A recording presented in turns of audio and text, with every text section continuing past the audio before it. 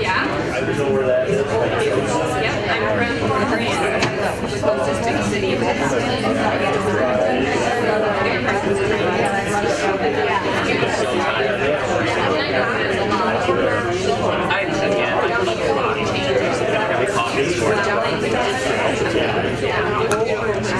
Good morning. Just now. It's time to go home. We are about to start our next session, which is about local agencies. Local agencies means sub-grantees. It could be an unit of the local government. As you know, that LAHIP at the local level in many states are delivered through sub-grantees, county offices, branches of state government. In tribal areas, they are often served directly by the grantees, oftentimes subcontracted with other agencies. So there's a whole bunch of ways LAHIP services are being delivered to our low-income folks, and it is important for us to sometimes pay attention to the sub-grantees.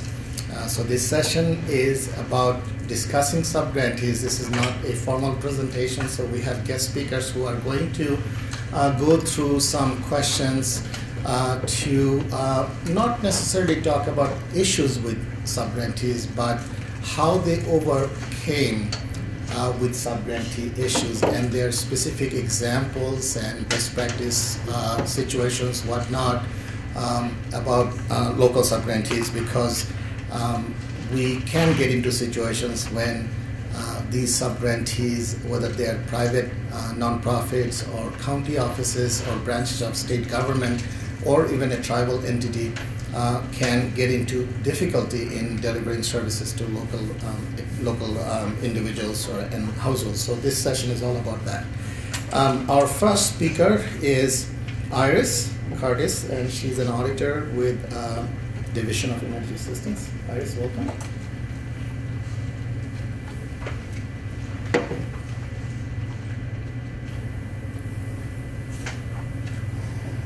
Okay, so we're going to start out by talking about what are some of the expectations that we have at OCS of you of the grantees. Okay. We spoke earlier in the week and we said we really look to you to develop and maintain written policies and procedures on what your expectations are. As HHS has clearly given you our expectations, we're partnering with you, saying that this is how we hope the LAHIP program is run. We expect you to relay that message to the local agencies, to train them, you know, to go out and meet with them, put this language in the contracts so it's very clear to them. This is our goals, these are our objectives, and you're partnering with the local agencies to help make sure those goals are being met. And of course, constant contact with us, the liaisons. You have Acom, Lauren, myself, John, the other auditor. We're here for you, making sure that you're talking with us. If there are any issues, any problems, reach out to us.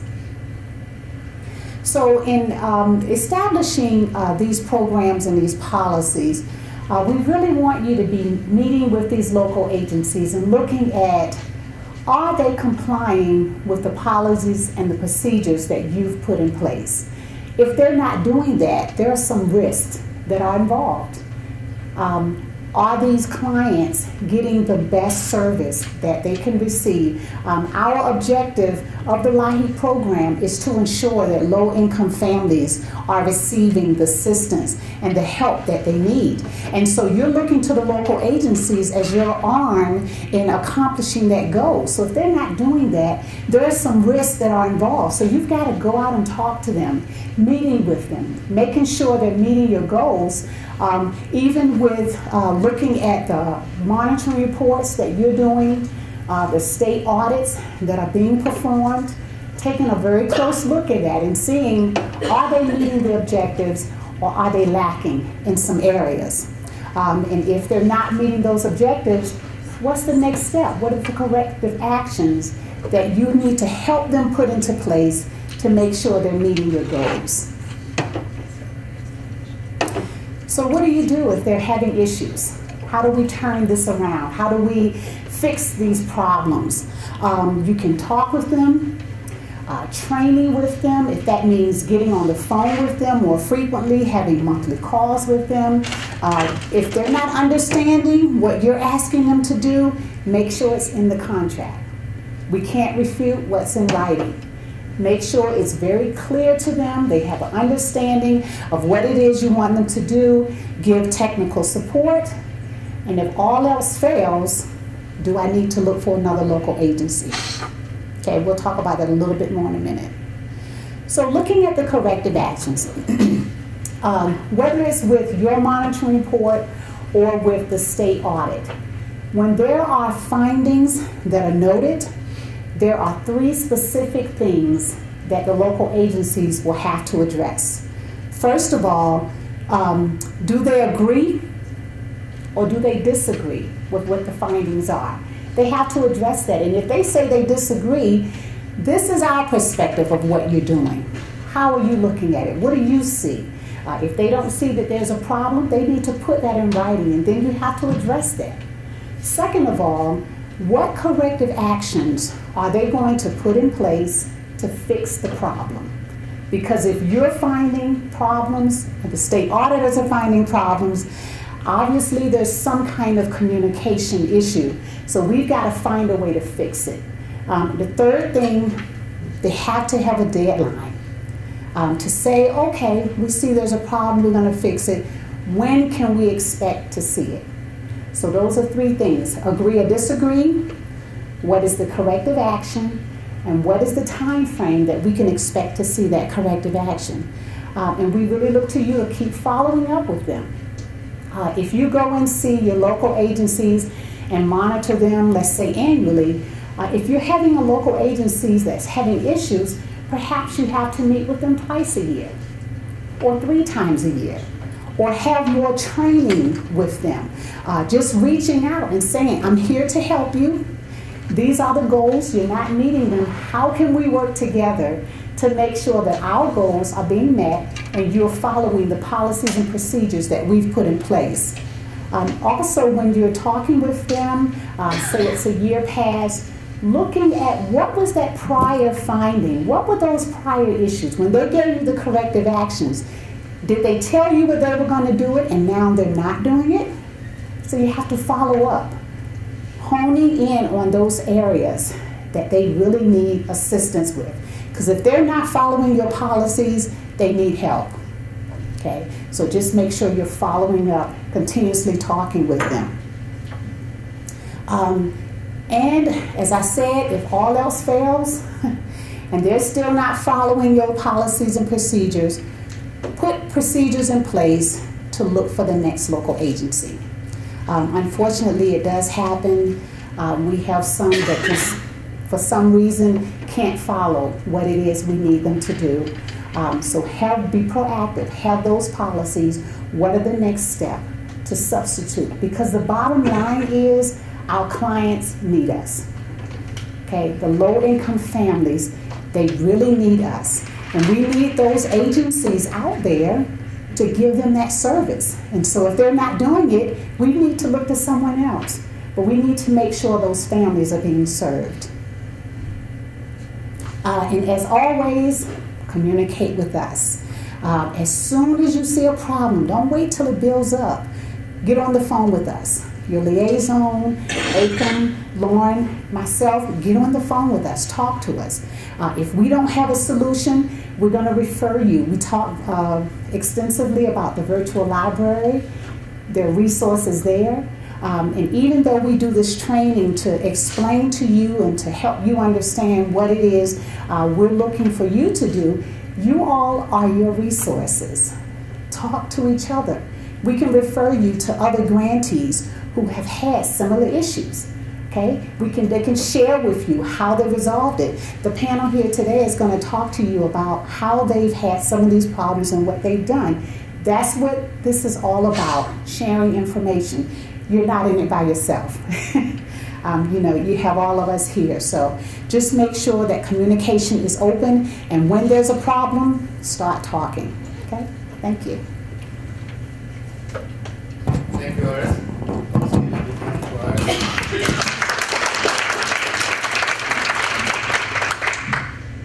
communication, right? But remember that. And also prevention, as you all know, is one of the best strategies. We also have 3 experienced LIHEAP state directors on the panel. We have John Hervanko from Minnesota, Office of Energy Assistance, Heather Jones, Missouri LIHEAP office, and Melissa Stanford from the LIHEAP office in Ohio. So, John. Thank you. Wow. You know, Well, I think we're going to start with that. Oh, sorry. So, I'm sorry. So we're gonna keep this format more like a discussion with 5 specific questions, and we can just go through each question so that when we present or when we discuss, try to address each of those questions. So the very first question is, how did you first find out the local agency was in trouble? Audit report, own monitoring, complaints, any other ways?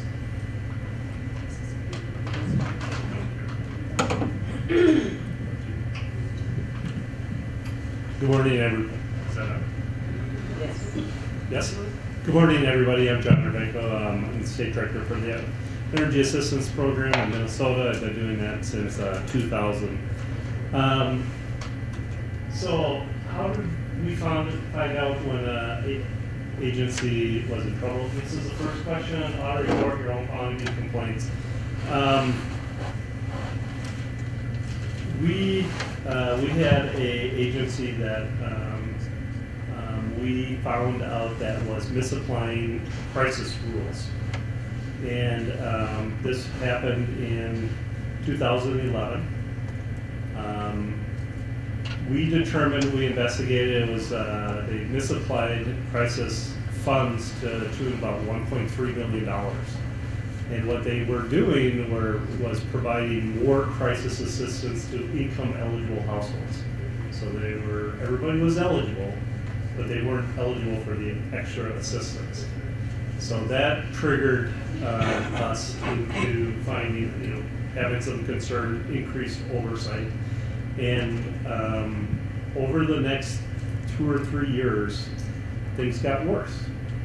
As we increased oversight, they seemed to have more problems. In the next year, they didn't adequately validate or determine accurate benefits, resulting in providing more assistance again to about $1 million for 4,000 households, and did overpayments of $250,000, which we were working with them to provide technical assistance, make sure they understand the policy, trying to understand where the problem was.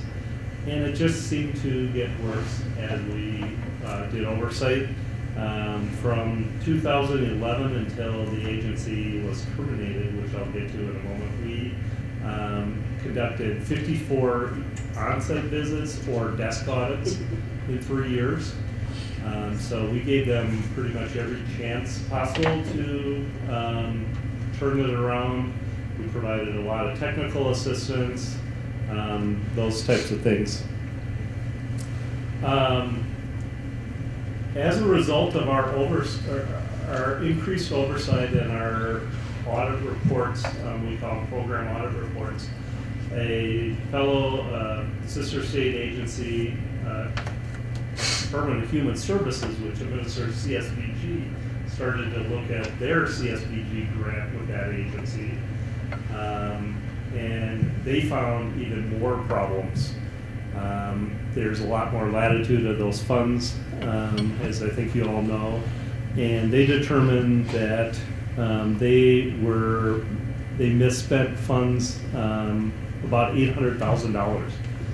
And it was much more egregious things. Personal trips, personal loans, sort of questionable costs on training for their board, which happened to be at resorts that provided spas and golfing and cruises, and it sort of went on from there. And then since then, we worked with our other state agency. We determined that we had enough. They violated the terms of their contract, and we terminated them. We actually coordinated a action to go in and shut the agency down, confiscate all their files, freeze all of their records. And since then, it got turned over to the U.S. Attorney's Office, and the two individuals are being prosecuted by the U.S. Attorney, which is going to go to trial in here in a couple weeks. So, Next question. Looking back, do you think there were any early warning signs you did not pick up on that now you consider a red flag? Sure. I think that we've changed a lot in what we do as a result of that. I think that we have increased our ability to determine misapplication of policy. It gets to be a little bit more challenge of determining intent. And I don't think that we're really good at that. And did you intentionally misapply the policy, or were you doing it because you wanted to help people? That's a tough call, and that's why we didn't necessarily were ready to terminate the organization. But once another state agency determined there were sort of cross-cutting findings that were much more fundamental, we realized that this was a larger pattern.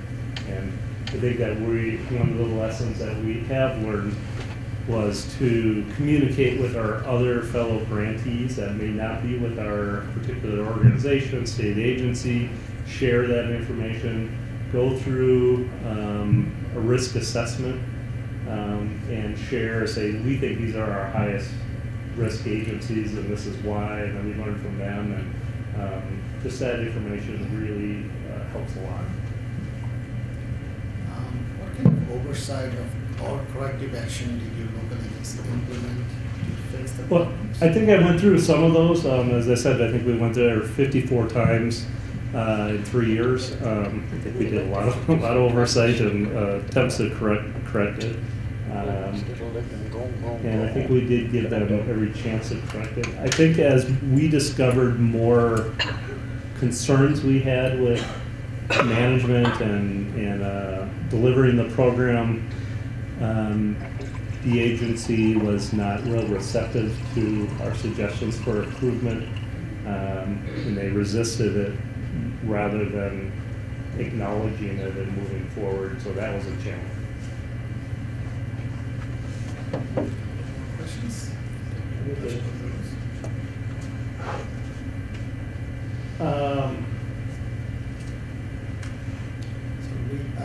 So the first question is, what kind of technical assistance was provided to the struggling local agency? And if a new local agency took the original local agency's place, was technical assistance provided to keep the same issues from happening again? Right. So I think that I answered the first question. The second question, we ended up terminating the organization's contract about 2 days left of the federal fiscal year, and had every intention of contracting with them again. So we had a matter of a couple of days of finding a new service provider. We selected a new service provider relatively quickly, matter of a day or two. Given how this was quite a large media attention to this, it was front page news for several days. I think that the new agency, as well as all the other agencies, were very concerned about how they delivered the program, and just that by that nature, I think that, or because of that fact, I think that all the agencies really paid a lot more attention to what they were doing. We obviously had to provide a lot of technical assistance, not so much that we were worried that this agency was going to have the same problems before, but it was taking, essentially doubling the size of this agency overnight. That was the technical assistance that we helped with this agency to achieve that. John, I'd add to it. Part of the problem was really driven by individuals, so it was like an individual problem, not like a lack of technical assistance. I mean, the person who John mentioned was being prosecuted for fraud at theft. So it was that kind of intent thing that John was talking about that was the problem. So the technical part wasn't probably the issue as much as someone who was trying to essentially abuse the program. And this was not a line staff person, a program coordinator. This is the executive director of the organization. So it's very much a tone at the top. Issues with this individual.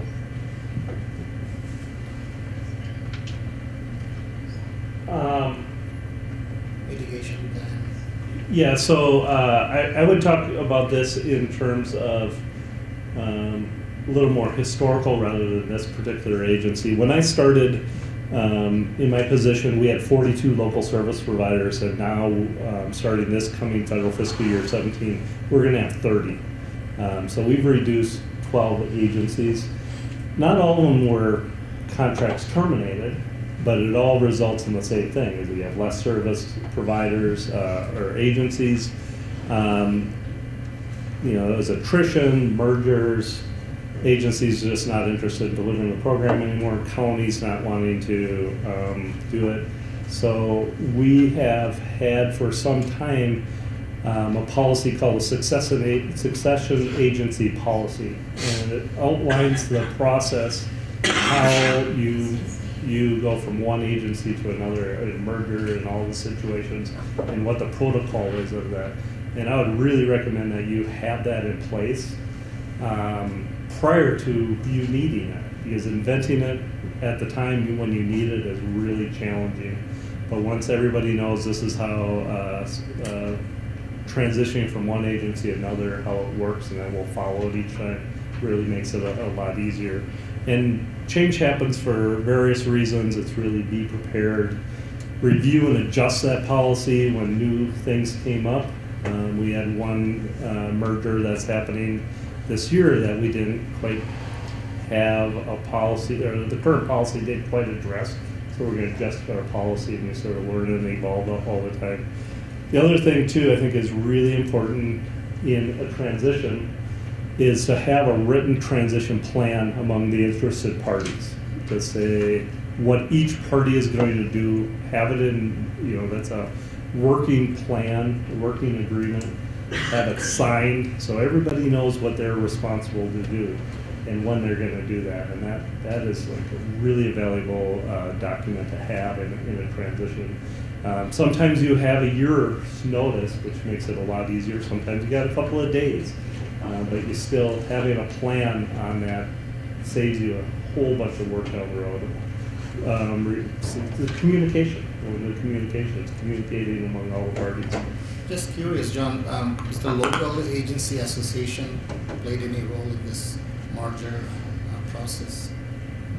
Sorry? Are these CAP agencies? Yes. So my this was question was from one CAP to another CAP. About their association. Did the association get involved in this? No, not the statewide association. Right. No.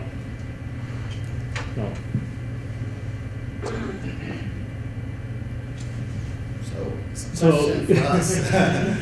So on dealing with local agencies, so the question is, what kind of technical support or assistance would you have liked from OCS during that transition? Well, we notified the federal office several times during all of this, because there were a lot of key events that had happened from the original discovery of the issue of 2011 all the way up to the termination and agencies after. I think you kept us grounded and keeping focus on what was important. Does all the parties know what's going on? Was there a fair process? I think that, I think our 54 action steps that we did until we terminated them, I think he said that, proved that we did all the things that Ira said, as a corrective action plan, a timetable for ratifications, communication, things like that. So we have really appreciated that, and there was it helped. Okay. Before we move on to the next speaker, I just wanted to remind everyone that when you write your LIHEAP plan, there are a couple of questions that speaks about dealing with sub-grantees, if you have to defund an agency or what kind of recourse you have to take on those situations.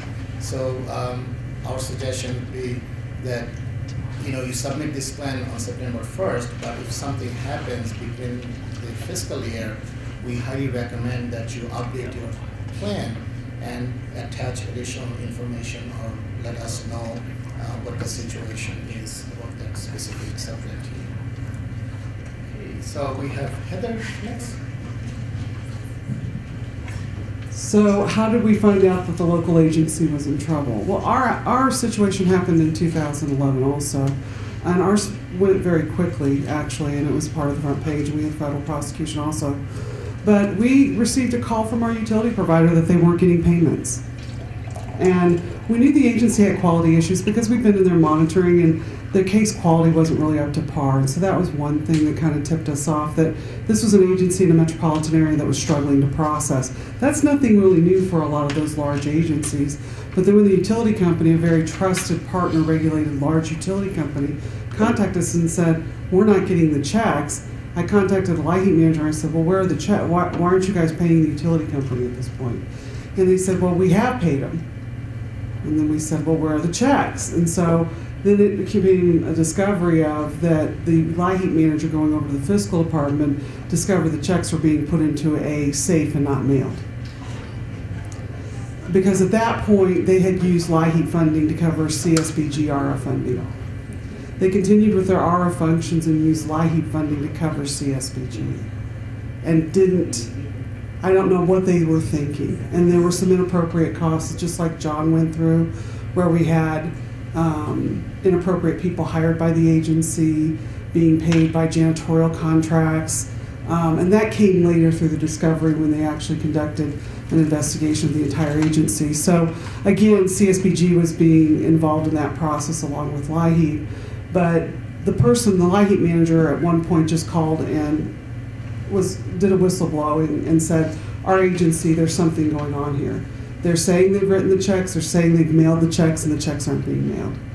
And then when the investigation came in through the fiscal department, there were a lot of real bad anomalies around there. And then on top of that, when we started reviewing cases, I'm going to tell you, it's like a rabbit hole or an onion, however you want to say it. You start peeling off the top layers, and then you just start finding more and more as you go through that. So, and looking back, was there any early warning signs? I'm going to tell you, if you're monitoring an agency and you're concerned about their case quality, be concerned. And especially look, I think we've added things to our monitoring process. My associate Lori McKee's here.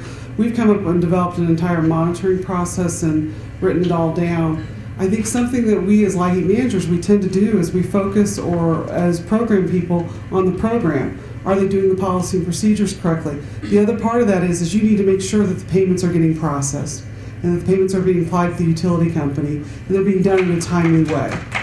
Oh, yeah, you need to do that follow-up. And you just don't, and refunds too. And the big thing is and you guys can join in on this, but I always say this, people say, oh, I just do program, I don't do fiscal, I don't do systems, I don't do that. You as a program manager have to be everything. You have to wear all those hats.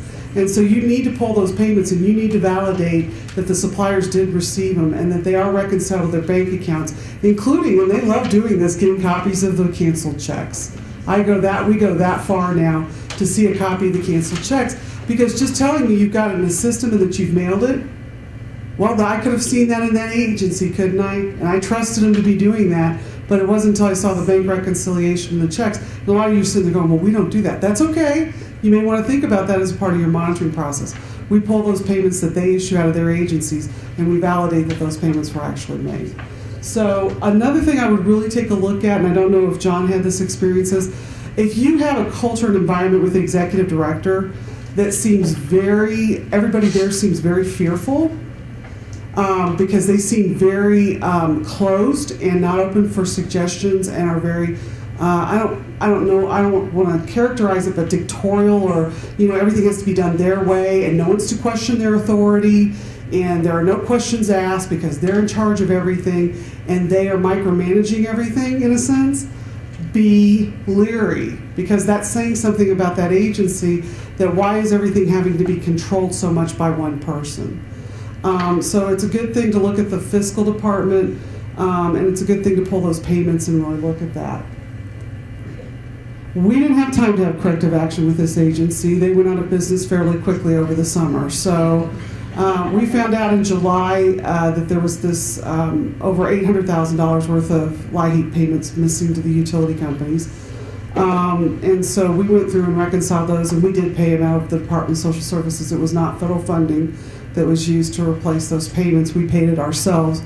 And then we came very close, and then the agency just started to progress, and they weren't paying payroll, and they shut down their agency, and then they shut down their offices. And really, in their LIHEAP office, the workers came in one day and were told to leave. They had no time to pack their personal effects or anything. They were just told to leave the building. The building was locked. And we had to eventually go up there and take all of the LIHEAP records out of that building at one point, which, come see me, that was a nightmare with no power in the middle of a very bad area. So it was a traumatic experience for the people like me that went there. But we moved very quickly, and we said, we are identifying there are problems here, and we are really concerned that we're not going to renew our contract with you. And so with us not renewing that contract, and then all the other issues about the janitorial contract being paid to someone they knew and other things that were going on, the business ended up closing. And then they relinquished their CAA designation, and they went bankrupt. And the executive director faced federal prosecution. Now, I don't know what's happened since then. I haven't heard so much about that. But we, like John, we found out that we didn't have a contractor in the city of St. Louis, which is one of our largest metropolitan areas in the state of Missouri. On a Thursday, we signed a contract with the Urban League of St. Louis City Metropolitan. On Friday, I was training them on how to do cases, and on Monday, that next Monday, they were open and processing applications. And the only thing that made it possible to make that new local agency successful was the partnership that we had with our other agencies and with our utility providers in St. Louis City, as well as our state association helped us too with the community action agencies. Even though Urban League is not a community action agency, because they're a part of our LIHEAP providers, they came up to help them learn how to do the computer system. And so there was this intense training and support. And then I lived in St. Louis, I think, for about a month because I was on site with them. And I told them, we're going to get through this. I don't have all the answers, but we're going to get through this. And we started out with boxes and file cabinets, and we worked our way through it. And then I brought in other LIHEAP managers from around that area to kind of help them with processing and learning. But our utility companies were amazing. They came in and helped. And in one case, one utility company actually volunteered their internships, and they put on-site people to help them with the web portals and pledging. So they actually put their staff in that agency to make it all happen. So we pushed back their application dates a month, but they already got up and got on top of it, and they've been doing an outstanding job since they got that contract. One rule they did make, and I would share this with you because it hit me strange at the time, they said we will not hire any of the employees from the previous agency. And I thought, at the time when they said that, I felt like that was kind of harsh. Was it really the employee's fault that all of this that this had all occurred? But their idea behind that is we don't know, and rather than bring something in that we don't know, we want to start with a fresh slate. And so we transitioned through all of that, and we got through that. And they did. They ended up processing all those applications very quickly, and so we didn't. It could have been a real nightmare, is what I'm saying, and we found a really good contractor. Why did we pick the Urban League? They were already doing weatherization, and they were recipient of Head Start funding too. So what I would suggest is look for like contractors that do like business because they already know how to process in a sense or determine eligibility, and they did an excellent job. Question, Heather. What Yes. kind of controls they have in place at the new agency, Urban League of St. Louis, that will ensure that similar type of situation will not happen? The controls we have now is they process payments through their management information systems, and they have to send us, and they were sending us monthly expenditure reports. The problem is until you go out there and actually verify that the check is mailed, how many people go verify at their agencies that they're mailing the check to the vendors? Okay, great, because really seriously, if we're trusting reports to say this was mailed, in most cases that does happen, but if you don't have that happening. So really we're listening to the vendors and we're checking with them, did you get the payments? And so we have good vendor relationships, and so if they have an issue where they're not getting their payment, they're going to contact us.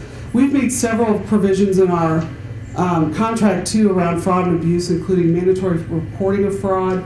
Also, we require all of our agencies to conduct background checks now. Some people are asking me, how can you get your agencies to do background checks? I say, well, we pay you administrative fees, and we expect, because you're handling federal funds and state funding, that you have a background check on all employees. And it should be contained in their personnel file. And then we go out when we monitor, and we go through those personnel files and make sure those background checks are complete. These people are handling funds, and they're handling significant funds that can be diverted. So there is that provider fraud component that we need to be very concerned, as well as participant and then supplier also. And so we were talking about that. And then in addition to that, it's that audit oversight that I think a lot of people throw to their auditors in their department or whatever, but you need to have a good understanding of that also. And you need to be looking at payment reconciliation and expenditure reports and anomalies around that, because you'll identify that they're processing, you'll see the spike in funding, and then you'll go, what's happening here? And then you need to start questioning that. And once you start questioning, you're going to start finding some answers, and it's going to lead you sometimes where you didn't really expect it to lead you. What kind of technical support or assistance would you have liked from OCS during that transition? I don't know that you guys really could have done anything. It just happened so quickly. I think what I appreciated was you guys were supporting us and letting us conduct the investigation, and that we kept you in the loop and kept telling you what was going on through that process. And you were just there if we needed any technical assistance. But when it comes down to something like that, it really takes a team. I think John and I were talking about that on the way from the airport.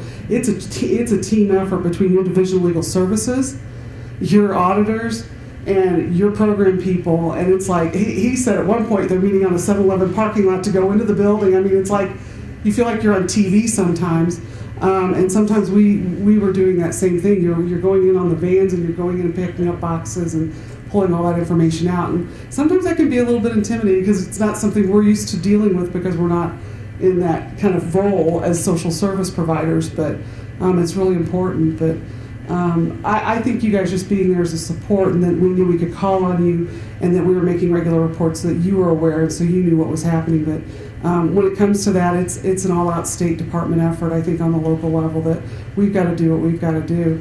In the contract, when Iris was talking about, we do have the whole, we have the disbarment, but also we have the whole, I think everybody has this language, is how we can terminate and get out of that. And the one thing to remember is our block grant encourages us, if we don't use state workers or counties or other entities, to use the community action agencies of the 1964 Economic Opportunity Act, but we don't have to. And although there's been, remember I was talking about we've done it this way because this is the way we've always done it.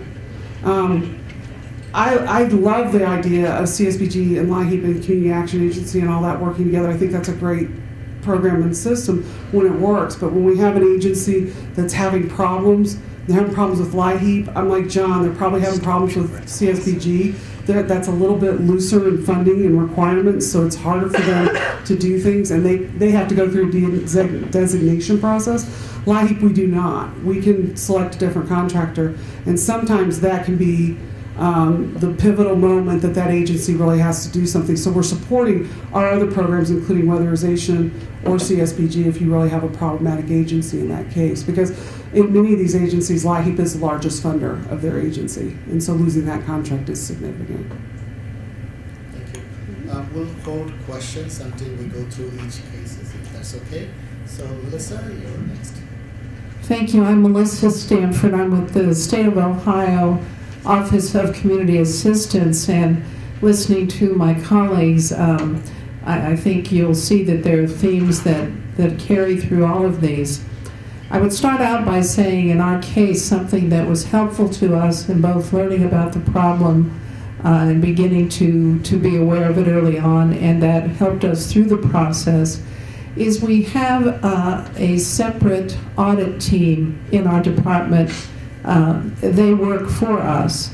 And so we not only get the results of the single agency audits and things of that nature, But we have an audit team that goes out and takes a very deep look at the financial circumstances at all of our community action agencies, at all of our heat providers, and our weatherization providers. And that proved extremely beneficial, not only in identifying issues, but in the actions that they were taking from their place in the situation to begin to protect federal funds. And in our case, our concern about our agency came to be characterized in that way because it involved more than one program. The original program of interest was the weatherization program, and the agency had a series of audits that were not adequate, where there were findings or question costs or difficulties that either did not get fully resolved, were not resolved at all, or were not efforts that they indicated they would make to resolve them were not successful or were not followed through on. So the first thing that happened to this particular agency was that following a series of audit issues, they, under duress, but technically voluntarily, gave up the Weatherization Assistance Program. A neighboring community action agency, this was a 3-county agency, and a neighboring community action agency, also with 3 rural counties, took over the weatherization program.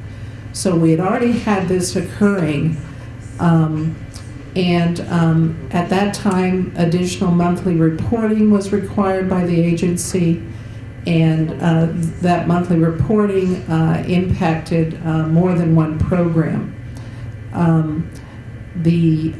Some of the things we began to do within the LIHEAP program was to begin to make payments on the part of the agency from our central office. The other, instead of relying on some of that being done at the local level. So we were able to take incremental steps to begin getting their attention, still in hopes of being able to resolve things and finally getting back to our more typical business arrangement. But essentially they had become higher risk because of what we were learning. And so we changed what was required of them and changed the way we worked with them. The other thing that helped us in this is our electronic grant management system, which is the Ohio Community Energy Assistance Network. The Home Energy Assistance Program, as we call it in Ohio, is carried out using that system. If we have an agency where there is trouble, we are able to disengage them from that system and have someone else take over those services. So that gives us a lot of flexibility from a technical standpoint to stop the bleeding if we've got a situation that's problematic. The agency did at certain points in time repay funds, but their ability to address internal control issues and other things just wasn't there.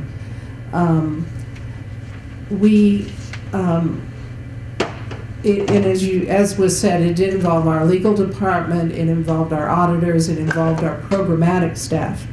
Now, interestingly, in our case, our program monitoring for the Home Energy Assistance Program did not find any significant problems. The people who were operating the program, it was being operated fine. There were really no issues there. So we really, which was a good thing, customers were being served. They were following our rules for operating the program. But what we found that was more significant in relation to the financial issues was problems with their governance. We found that there were a lot of board vacancies, and that there was a board that ultimately we felt was ill-equipped to really oversee this agency, and in particular this extremely charismatic executive director. And so that finding led us, I think, to understand that all of these problems to some degree were stemming from the large amount of control that this individual exercised over her board, and the board's inability or unwillingness to really see the problems. One of the things that happened with this agency, and I think you expect this a little bit when people are in trouble or they're being told they've done something wrong, there can be a tendency to cast blame in another direction or to say, you should have told me sooner or you didn't help me enough. But in their case, their inability to admit that there were problems, I think ultimately harmed them from being able to solve those problems because they persisted for a long, long time in really trying to deflect that and to talk about the great things they were doing in other ways and the great plans that they had. And this individual executive director had a huge amount of influence over her board in that regard. But because of the board issues, this gave us concern with regard to their compliance with the Community Services Block Grant. In the meantime, we had exerted, as I said, additional controls over the way they were, their financial aspects of the program management were being handled. What we did end up doing, again, to protect federal funds because they were being misused, used for unallowed purposes, we ended up taking the Home Energy Assistance Program and giving it to a neighboring CAA to be able to continue to provide services. One of the policies that we always seek to operationalize if we're in a difficult situation like this is that there is no interruption to services to the ultimate clients. And so using our ocean system, and because it's not as difficult as my colleague mentioned to change to a new home energy assistance program provider, we were able to get someone else in place to operate that program. In their case, because there were no problems with the way the program was being delivered, it was the back of the house, the fiscal piece that was the concern. They interviewed all of the existing employees of the agency that ultimately no longer exist, and they were able to use almost all of them.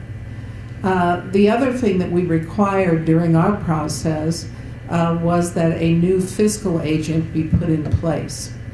And the fiscal agent being put in place with new, fresh eyes was able to be that person who was there on site and found the checks in the drawer that weren't being sent and found other things that were even unseen by our audit and monitoring process because she was working there. The technical assistance we provided in addition to requiring but providing this fiscal person to assist them is we did work with our State Association of Community Action Agencies, and they sent in a team of executive directors from agencies in good standing to meet with the executive director and most especially to meet with the board to talk to them about the nature of operating a community action agency and all of the programs that are typically operated by a CAA. And they talked to them about very fundamental things. There was a program that they were operating and had been operating at a significant loss. And yet they found it impossible to face up to that and to understand that you can't continue this way. Their response was, well, people need this service. And so there were just some fundamental problems there. But the team went out, they made a number of recommendations, and ultimately the recommendations that they made were not really accepted by the agency.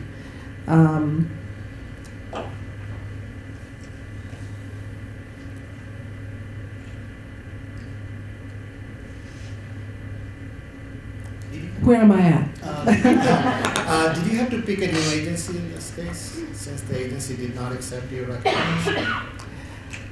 Well, as I said, we did some incremental things, and the first, the big step, of course, removing the Home Energy Assistance Program grant from them.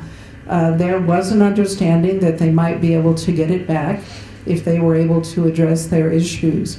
But as we found others, and as we got the fiscal agent in place who was beginning to see problems that looked that no longer simply looked like an agency that wasn't doing things properly, but that there were willful efforts to misuse funds.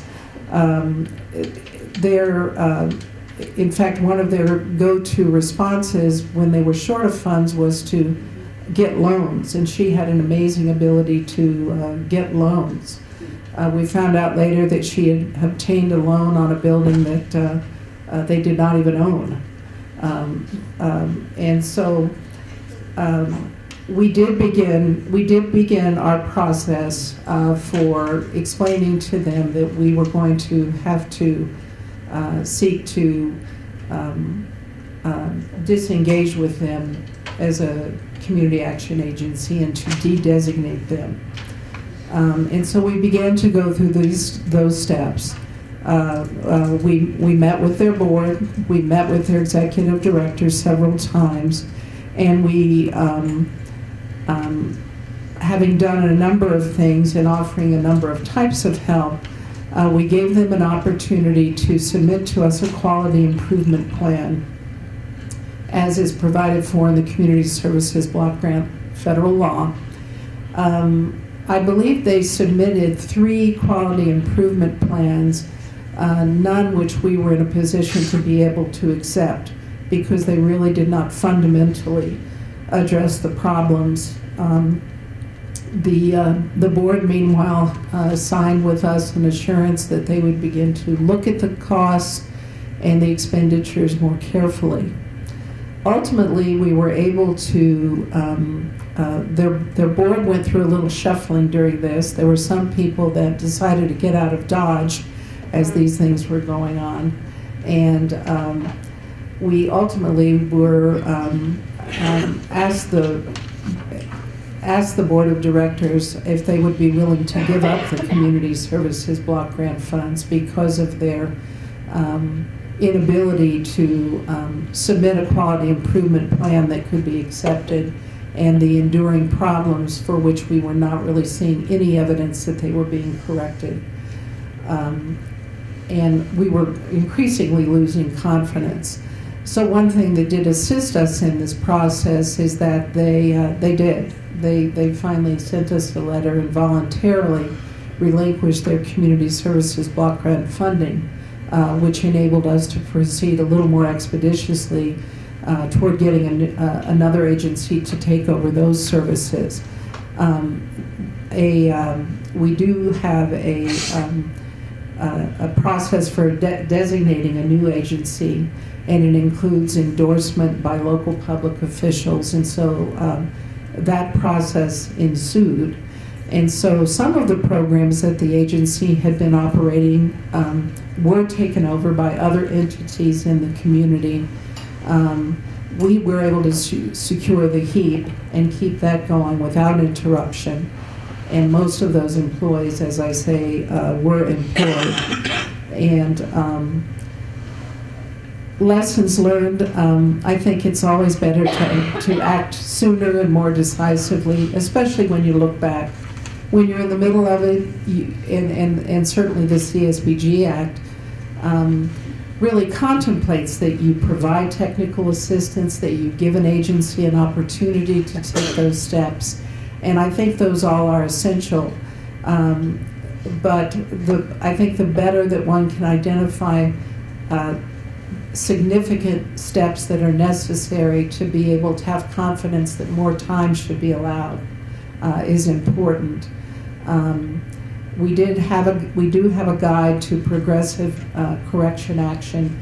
That helped us that we already had that in place because we were able to turn it, we were able to share it with the agency and with their board members so that they understood the context in which the actions we were taking were occurring. So ultimately, we now have a community action agency that is carrying out the Home Energy Assistance Program, the Weatherization Program, and now the Community Services Block Grant Program in this area that was served by the troubled agency. And there were legal matters and criminal matters that did ensue. I'm not sure what the result of that is at this point. But for us, it came down to protecting federal funds. And so all three of those programs are operated within our Office of Community Assistance. So that helped us in our ability to talk to each other and keep each other apprised and work together. But it does show, I think, that a program can be run well on the outside, and sometimes the financial underpinnings are simply not there. I would like to acknowledge my colleague, Tulu. She is our chief fiscal person and the boss of everyone, I might add. She was essential in this, as was our audit team as we worked. But Tu's office was especially essential as they began to take over functions centrally that had been being carried out by the local agency to provide some protection as we were working with them to give them a chance to keep the program.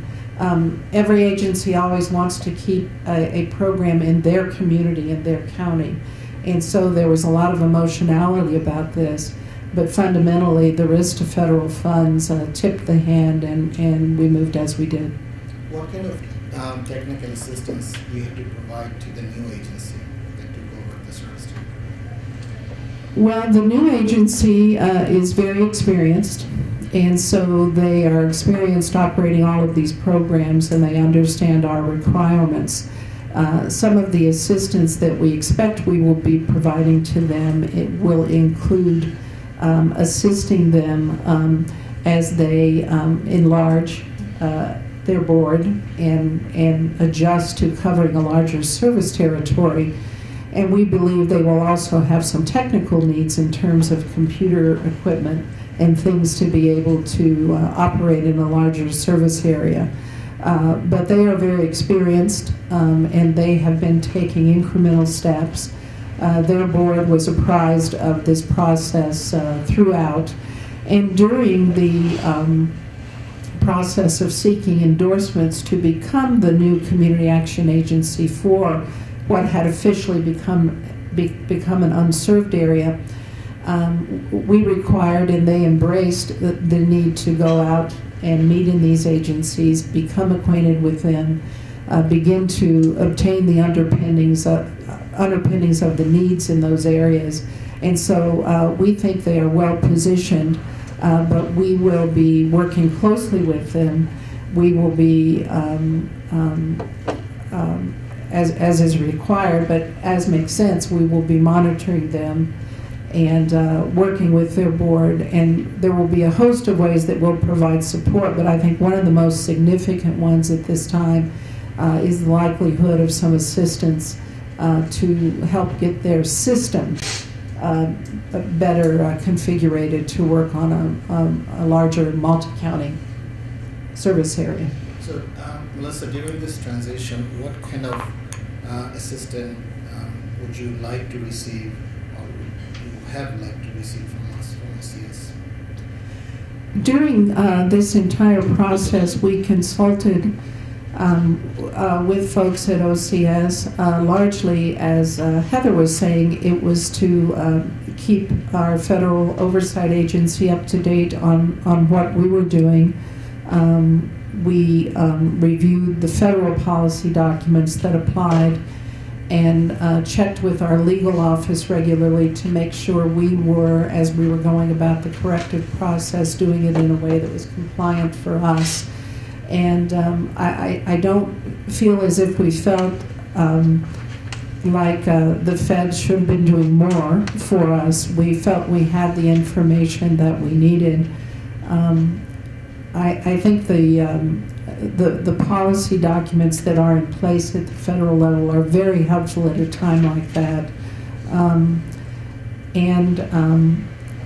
having our progressive corrective action plan, which incorporated those federal documents, really helped us. So in a way, you were there with us all the time through these documents and through this federal guidance. But folks were always there when we did need to make a call, but we felt we knew what we had to do. It's just always messy down in the weeds, of course. Okay, questions for our panelists? Can we please use the microphone? I just wanted to add a few more things. When you have something like this happen, it is imperative upon you, the sooner the better. I know we're all busy and we have 100 things going on. Stop, because you got to stop what you're doing if someone's calling you about this. Start writing everything they're saying down. Document.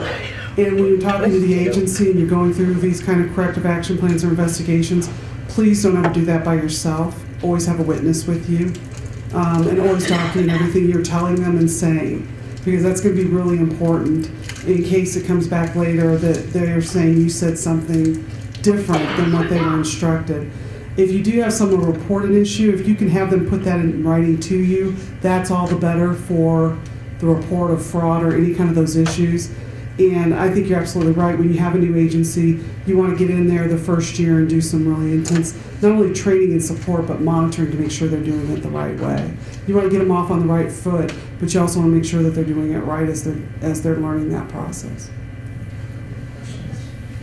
Heather, I was wondering, you talked about background checks and requiring that. What part of your program year did you do that, and what mechanism did you use? I used their contract. I actually have a copy of it if you'd like to take a look at the wording. We implemented it in 2011, shortly after this happened. Although this was more of a fiscal department issue, we have had other agencies where we have had employees that have committed fraud. And so we felt it was important that the agency conduct background checks, because all of us sitting in this room probably have had a background check conducted on us as employees of our agencies. And it's important that responsibility, because they are the ones handling that funding, that it be down to them. Now, you will get kickback from them because they'll say, well, we don't have the funds to do that, and we don't have the time, and they're not really touching checks or money. I get that one too. How that they don't see the connection is beyond me, but because our fiscal departments just use the checks. Well, yeah, they do based on what you're telling them to do, so you are, in essence, in charge of funding. But what I pointed out to them is that's why we give you administrative funding, is so that you can handle your personnel relationship, your personnel, and background checks needs to be a part of that. And so what was important, too, was even though we put that in the contract, that doesn't always mean the contractor's going to do it, right? And the only way you get a contractor to do something is that you follow it up in monitoring. So recently we have just, in the last year or two, started pulling the personnel files for LIHEAP employees specifically and making sure that those background checks are indeed in the personnel files. But if you like the wording, it was in the contract, and we didn't get any kickback at the time, but now they're not so happy about it because they're kind of being held accountable more for it. In our program, we recommended, or we asked them, do you conduct background checks, and what's the process? But we don't anywhere flat out require them to do that, but I think we should too. So. Since the mic is kind of close to me, I was just curious, and I'm not sure what is the setup in your state, whether you currently administer LIHEAP and weatherization together, but I was wondering, was consideration made in the selection of the new agency to keep the two programs together? Which one are you asking? I guess the question will be to everyone. Well, we don't administer weatherization. We do transfer funding to them, but it's handled by a different department. But when we were looking at potential contractors to replace the contractor in St. Louis, the fact that they did weatherization mirrored, because we do transfer funding to them, we knew they had the skill set that would mirror what they could do in LIHEAP. In the case of our agency, the entity that became the interim provider of the Home Energy Assistance Program services and later took over the program permanently had also been called upon to take the weatherization program when that one had been given up. And so they were a logical next choice for us in becoming the community action agency for the area, because as you all know, if you've got an array of programs, you're stronger that way, and it can be easier for the customer if they can come into a single entity for those services. We did have a number of public meetings, and there was an opportunity for other agencies, had they been interested, to seek to be involved. But we didn't have anyone who came in and said, yes, we're interested in those 3 counties. And so it worked out that this county that had been working more and more in the community in question de facto, that they were able to take it over. Two, I wondered, did you want to add anything to what I've said? Is there anything I missed that you would like to mention about our experience?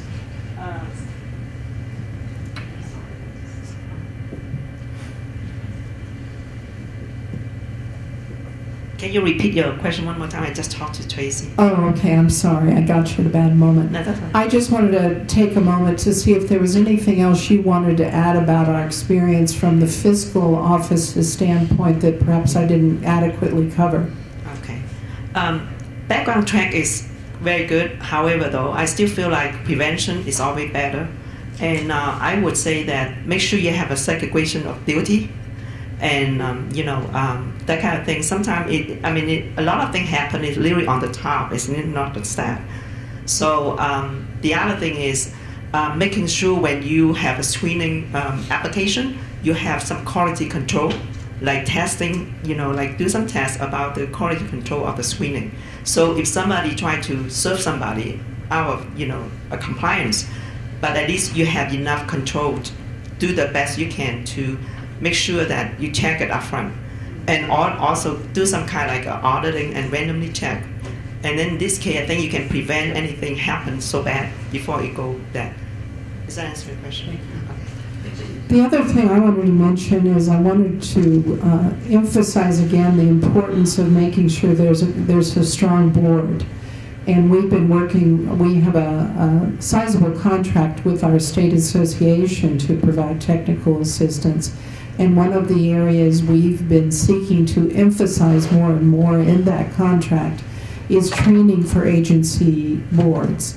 And by that I mean not just training that occurs that provides a general idea of what a CAA board needs to do, but one that helps them really understand what that means and what the implications are if someone at the top or in a key position maybe isn't doing the right thing and is keeping secrets, what sort of questions they need to ask. So I think we're going to continue to look to opportunities to inform boards. And I know the board of this association, some of the individuals that remain, they wish, looking back, that they had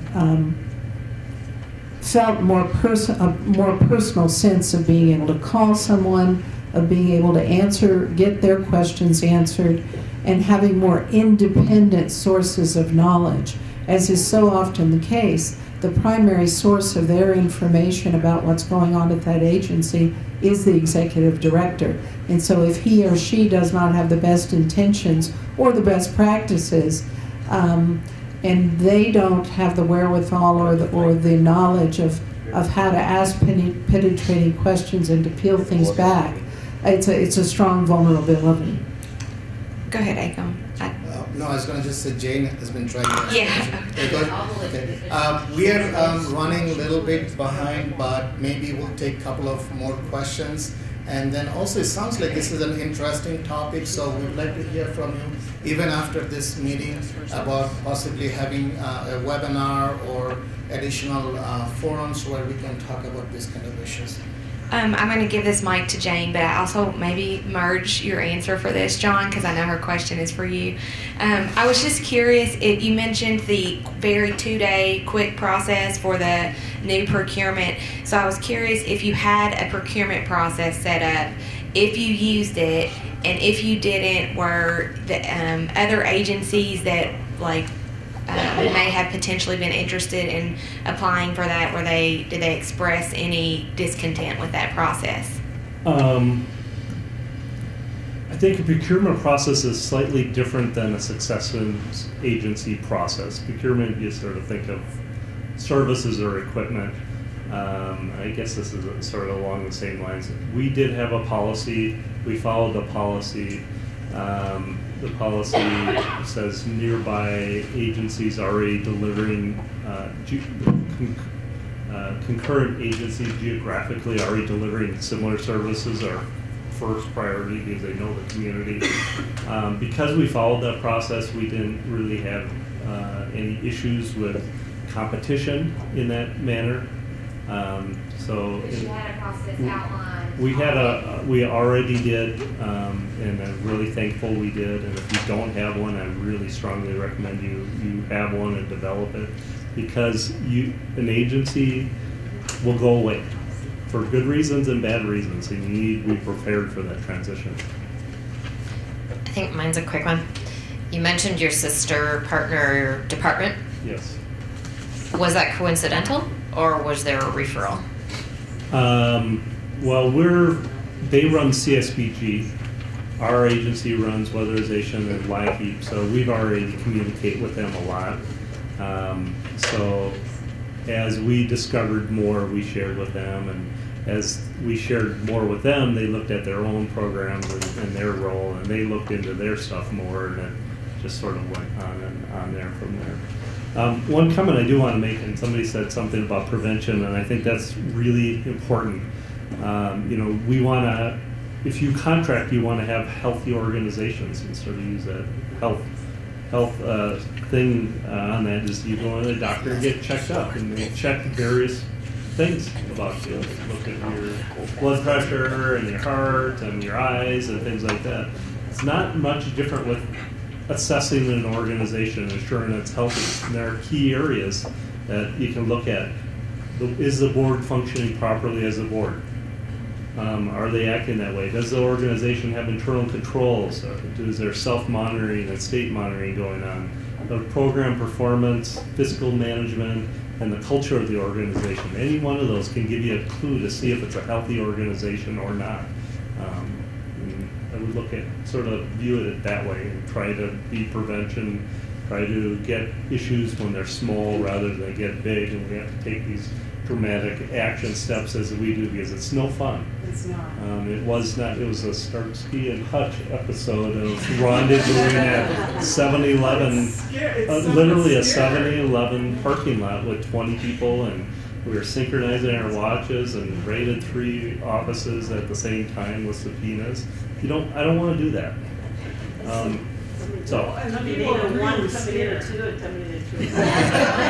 Okay, last question. Yeah, people are really scared and they're afraid of their jobs, and you don't know what the potential is there as to what could happen. It is not pleasant, and on top of it, it takes a tremendous amount of time going through one of these. And that time, as we all know, is precious, because we all know we don't have enough resources to manage our programs as it is. And so when you're going through something like this and being, immersed in it, and then it's taking you away, it's taking you away from other areas. That's such a good point. We wanted our agency to succeed during the process. And part of it was because it's so hard for everyone when they're not succeeding. And if they could have turned it around, that would have been better for their employees. It would have gotten us out of this very difficult process. And but I think the more, as my colleague to the left said, that you have structures in place that you can call upon and step into, it helps everyone, and it helps at least provide confidence in the process, even while people might be extremely angry that you are now putting them in a position where they may need to go away as an entity, or where maybe they're beginning to feel like, why didn't we ask any questions? Why did we believe this all this time? Any more questions? I strongly encourage you to network with each other, because our website has the email addresses of all the state contacts, tribal contacts. So please contact with each other, network with each other.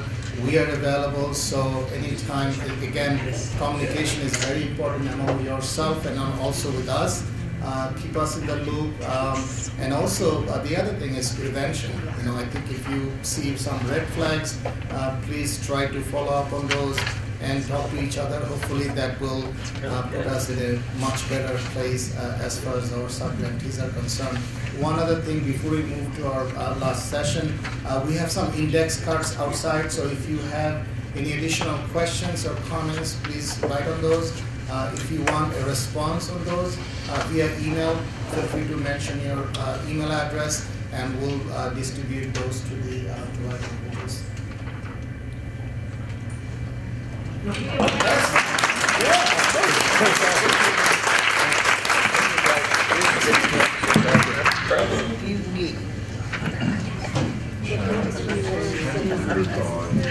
Just a show of hands, does anyone need a quick bathroom bio break before we move into closing remarks and questions?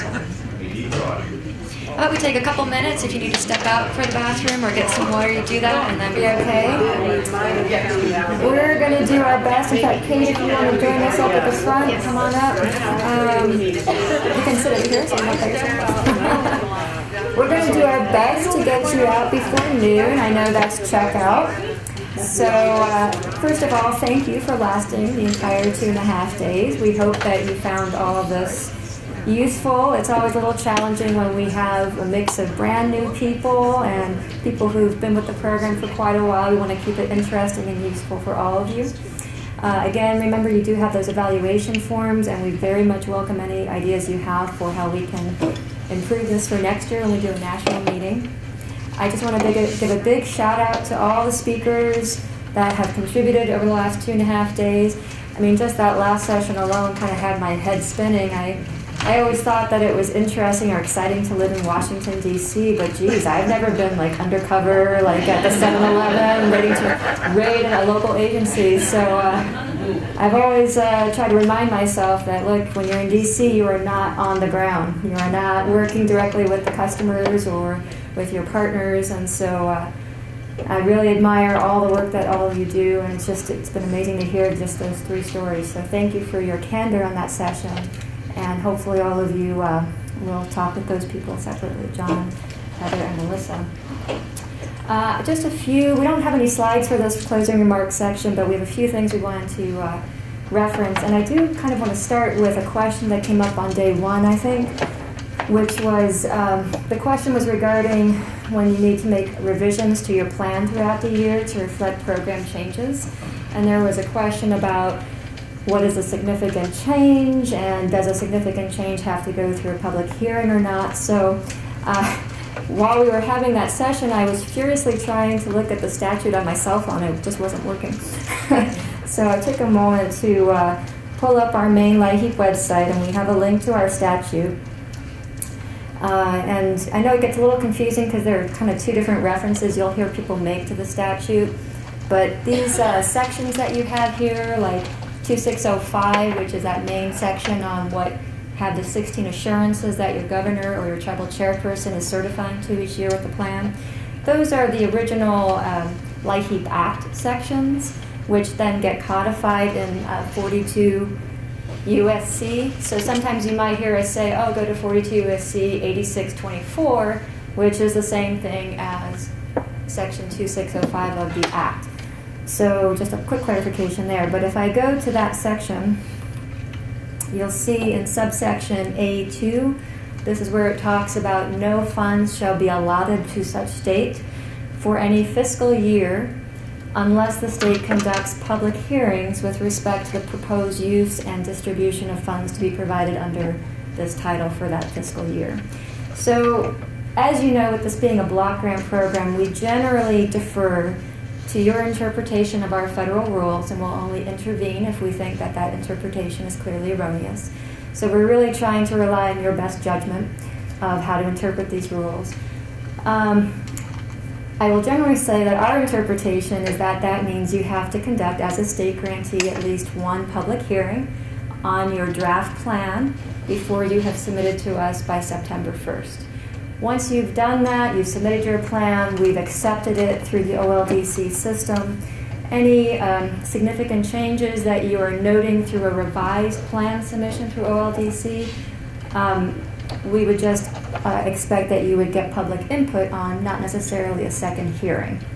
And so when you go a little further down this section of the statute past these 16 assurances, you'll see, I think it's in subsection C, where it talks about what has to be in the plan.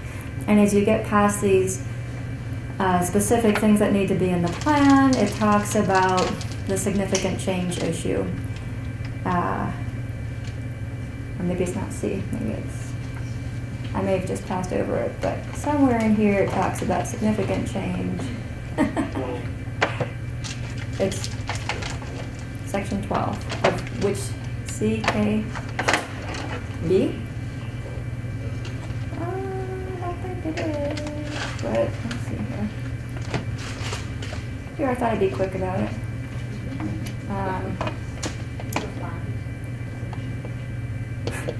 That would be a good option too, so we can find significant.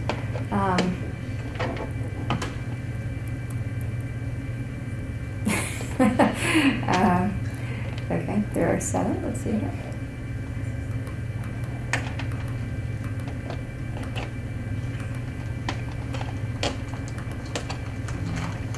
Okay, well, I'm not going to waste more time on it, but there is another part where it talks about revisions. Maybe that's what I should search for, revisions. Did I skip right over it? Oh, let me go back.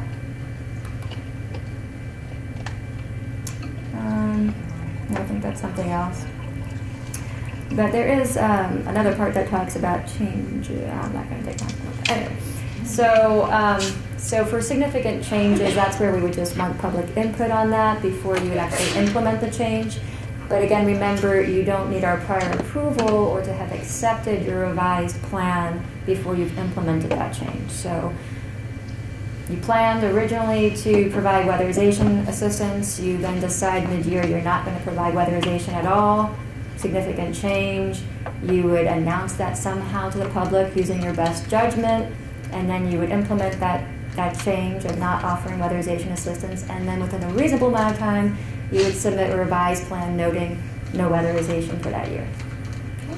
So just wanted to clarify that.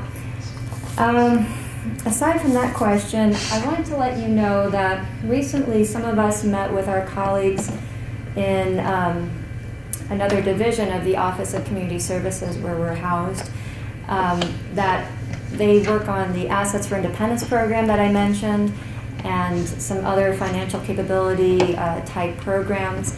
And they actually approached us and they said, we have a contract with an organization called the Center for Enterprise Development.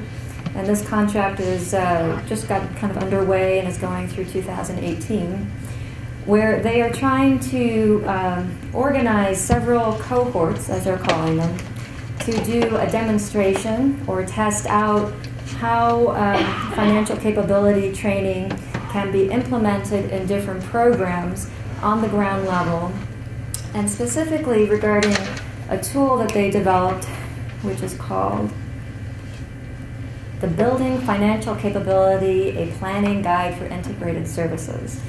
And we may have mentioned this briefly last year at our training in Baltimore, but basically this guide is geared towards the organizational level. So your state LIHEAP office, your local community action agency, your tribal office, and it's meant to help you walk through what are the different financial capability needs that your clients might have, and to what extent can your organization help refer or try to address those needs, and what sort of capacity building that your organization might need for that area. So I'm definitely not an expert in this area. I don't want to go too far down this rabbit hole, but they approached us and said, we really would like to have one cohort that is trying to test this in the context of LIHEAP. And of course, I hate to turn down opportunities, right? Free money. So I said, sure, could we have 2 cohorts? And we were discussing, because the cohorts are made up of, say, 2 to 4 organizations. So it'd be 2 to 4 of our grantees, possibly sub-grantees. And what we were discussing was, all right, if we have 2 cohorts, could we have one that maybe is focused on either the type of grantee, like state, tribal, or territory, or perhaps we have cohorts that are based on the season. So if you are a grantee that only runs a heating program versus a grantee who runs maybe a cooling or a year-round program. Or maybe we break this down by how you administer your programs. So if you kind of are centrally administered at the state level or the tribal level versus working with other partners like local agencies. So we haven't quite sorted through those details, but what would be involved for those of you that would volunteer and participate is that they would provide for free a technical assistance provider, and it's very much going to be customized to your needs. So they will talk with you, they will kind of work out a plan for your organization. It might go on for 6 months, maybe a little shorter or longer depending on your needs. It will include at least one on-site visit by that provider, and there will be a briefing at the end of it so we can kind of have a lessons learned and to what extent can we kind of extrapolate what worked well and what might need to be tweaked to work for people so that we could share it on a more systemic level. So I just wanted to put that out there today. You're really the first people I've mentioned this to. And I kind of wanted to get a sense from you as to if this is something you think you might be interested in, or if you would like more information about it, and I can try to get our partners in the AFI office to get you that information. So maybe a show of hands, is anyone kind of curious to learn a little more about it or potentially be a participant? Okay, great, wonderful. So I'm very glad to hear that, and again, I'm not exactly sure, we haven't worked out the details of how these cohorts will be arranged, or the timing of this exactly, because I was trying to warn them that we don't want to launch something right when all of you are ramping up your programs. So we'll try to figure out these details. If you have suggestions for us about what might be helpful in terms of timing of the year of when you participate, or how to kind of select who would be the participants in these cohorts, we'd very much like to hear that. And then, of course, since I'm on the topic of financial capability, I have the website up just from the AFI website from ACF, and there is a link to the guide itself, this PDF down here. So if you want to take a look at that guide, you can do that. We had sent out on our website a Dear Colleague letter a while back about different financial resources. And so it also included something called Your Money, Your Goals, which we talked a little bit last year in Baltimore. So if you haven't been on our Dear Colleague page recently and want to take a look at that Dear Colleague letter, it was from actually May of last year. Information and resources related to financial capability. So a lot of good links there that if you want to do something more in that area, maybe with your Assurance 16 funds, you can take a look there and to get started. The third area that I really wanted to touch on in the closing remarks, how am I doing on time? Okay, thank you. Was to talk about training and technical assistance. So as some of you might know, for many years of the program, our office would get about $300,000 a year for monitoring your programs and providing training and technical assistance to all of you. And as you can imagine, as the program grew and became a multi-billion-dollar program, that didn't stretch very far. And then in 2010, the Federal Government Accountability Office released that report about strengthening program integrity and fraud prevention controls in LIHEAP. And that got a lot of interest on the Hill with Congress, and they suddenly increased our funding in 2012 tenfold to roughly $3 million a year. And so we went from maybe monitoring 4 grantees a year to now roughly 16 grantees a year. We expanded the scope of our monitoring reviews to make sure we could bring on people like Iris and John to help us look at the fiscal side of things, make sure those checks are actually getting in the mail. We started to hold these events. Really, I think 2013 was the first year where we had our first national training meeting in San Diego, and then alternating with regional meetings every other year. So we've been really excited about these new opportunities for how we can try to help all of you. But nearly $3 million a year is a lot of money. So we want to make sure that we are making smart investment choices and that we are being responsive to the changing needs in the field. So we really do need to hear from all of you, and particularly while we have tribal representatives in the room, we've been trying to reach out with every meeting that we have with our grantees this year to hear what are the needs that you see over the next coming year that you would like to make sure we address. So back in February, when the National Energy Assistance Directors Association met in DC, we talked with some states there. I think we spent over an hour trying to get some sort of priority to the different types of training needs, and we kind of grouped those different training needs by the method of training. Do you have a preference between in-person meetings like this one versus webinars versus one-on-one technical assistance visits by us or our contractors versus other methods? And then we tried to look more on content issues, and so to what extent do you need more training or different types of training on systems issues, data collection, program integrity, monitoring, types of guidance that you think we need to flesh out more, or training opportunities that you might be able to train the trainer and pass on down to your partners and sub-grantees. And so I think that was a very interesting experience, because when we broke up the room into 4 different discussion groups, there were maybe a couple groups that were clearly mostly new coordinators, and it was kind of like what Melissa said the other day, you don't know what you don't know. So they were like, it's all important. I don't know where we're at as a state in terms of IT capacity for these different things. And then there were other areas where I think there were some more seasoned people, and they were able to kind of triage a little bit. So always that balance between making sure we get newer people up to speed, and then we are making sure we're keeping our seasoned people learning and improving. So, and then at each of our other regional training meetings in Portland and New York and San Antonio, we tried to talk with whoever was there to see what priorities you have. So, with all that said, I want to open it up for a conversation now with all of you to know what you've been, some of you are really brand new. This is all you had in terms of exposure to our training. But for those of you who have been to, say, our national meeting last year or listened to some of our webinars over the past year, if you've had a technical assistance visit by Tom Reel from our contractor, Brilliant, anything that you've had that you would like to share with a group that you would either like more investment in or less investment in, because we can't do it all at the same level. So what's really most important to you as we look out over the next year? Any initial thoughts?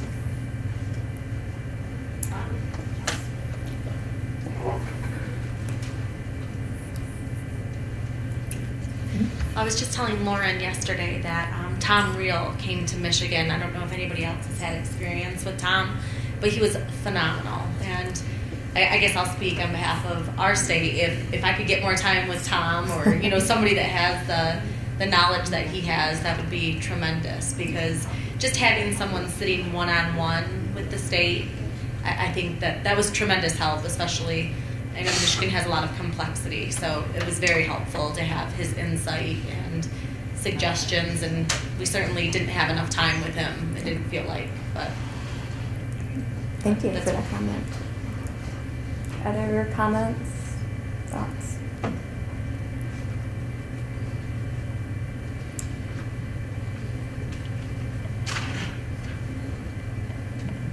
Oh, I was just going to piggyback on that he came to Illinois, and even if maybe he couldn't go to individual states, maybe a couple states could get together if they were new people, and they could go and meet wherever he can go, so that might be good. Great, that's a good idea.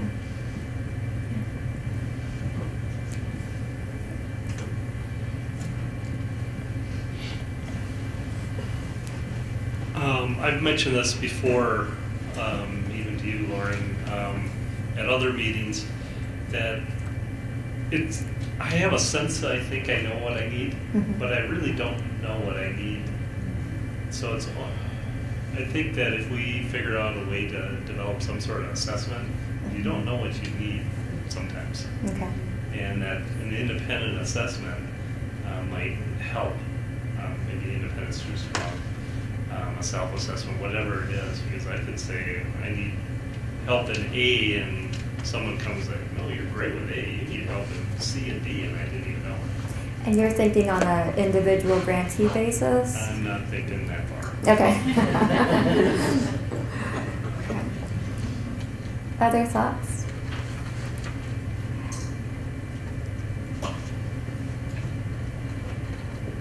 I just want to say thank you for the national training last year and for this regional training this year. For me, it has been very high quality, dense with information, but accessible and well thought through. And it has been my best training experiences and where I've learned the most. Plus, the opportunity to interact with colleagues face-to-face is extremely valuable. The webinars are helpful, but it can't match anywhere close to the learning experience of being face-to-face. And in addition to incorporate the one-on-ones, that has been very, very helpful as well. Thank you.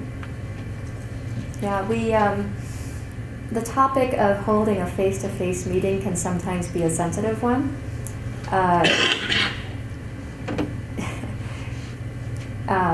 You never want the perception out there that you're just having a meeting for the sake of having a meeting or getting together in a fun location, right? And so it is very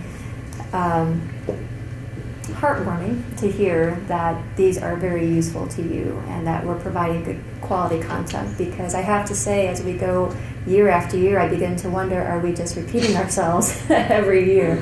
And I don't want to bring it all together and invest your time and then just be saying the same thing over and over again. So, I wanted to add to what Tracy said. I think one of the great benefits about being together is that it does give you that opportunity to pause from what can be a very active day-to-day work environment.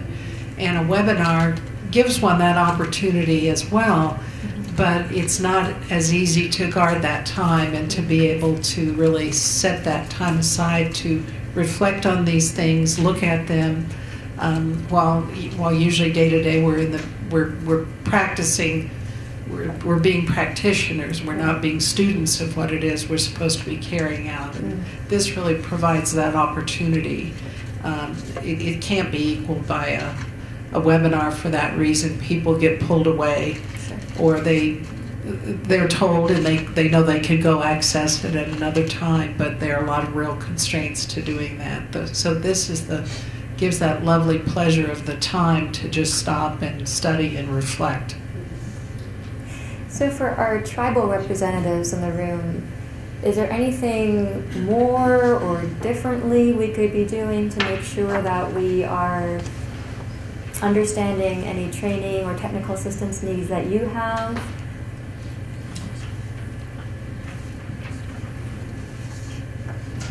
Feeling pretty good? Or not sure yet? Lauren, can I go back to what the statement that you made a moment ago when you said you're not sure if, as you analyze this, if you're just repeating and is it valuable? So my boss, Randy, came with me last year. Right. And, I mean, he could probably stand up and do the training, And he said it was so valuable for him to come back and have that refresher and to remind him of all the foundational, pieces, and that the repetition was actually a very healthy thing. And then the other piece of it that's valuable about coming together is, we're fortunate that we were able to come, as a team. And so we spend our evenings and our lunches and so forth saying, okay, that point that she made, what we could go back and do, and to have that opportunity away from the office to really begin to make some meaningful plans that when you get off the plane and you go back into the office, you say, here's our action plan. That's very, very helpful as well. That's wonderful. It's really great to hear. And we very much encourage you to invite, if you can, other staff from your office, your fiscal staff, your audit staff, whoever you want to bring to these trainings if you're able to do that. Our only limitation is capacity, and even with being over-registered for this location, it all worked out, so that was good. I guess one last question on this topic. Is there anything content-wise that you're feeling like there's a little more we could do either with written guidance or an upcoming webinar or training, particular topic that you're really feeling like there's a gap out there? And if you can't think of it today, that's fine. If you shoot us an email later on or give us a call, that's good too. But I just want to put it out there. And it might go back to we don't know what we don't know. But I know in the past people have asked for guidance, a little more guidance about the relationship between admin costs and investing in IT development and systems development, a little more clarity about the clearly erroneous standard. So if there are other topics that you think we could try to better clarify, just let us know. Any other comments about training and technical assistance? Okay. So with that, I want to say thank you and say we are now officially in the Q&A part. If you need to step out to check out, we understand, but you have Iris, Akam, and Kate here, and myself. So any open questions? Jane. Thank you for your knowledge. Do you have an ETA on the state median income? We have some prior information memoranda that kind of walk through how the federal poverty guidelines and the state median income are developed. We have updated IM that we are hoping to release shortly. Yes, it's in development. It should be coming out.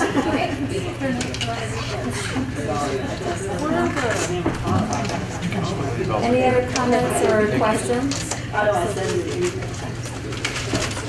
Do you want to go back there? We're not. I just like to thank you for having this meeting. I have learned a lot, and I appreciate it. Thank you for being here. We appreciate it. Guessing the wrong hands. Any other questions or comments for us today?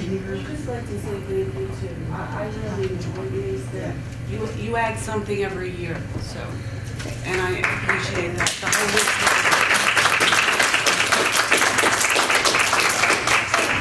All right, well, thank you so much. I hope you all have safe travels back, whether it's today, this weekend, or next week. And we'll see you next time. Take care.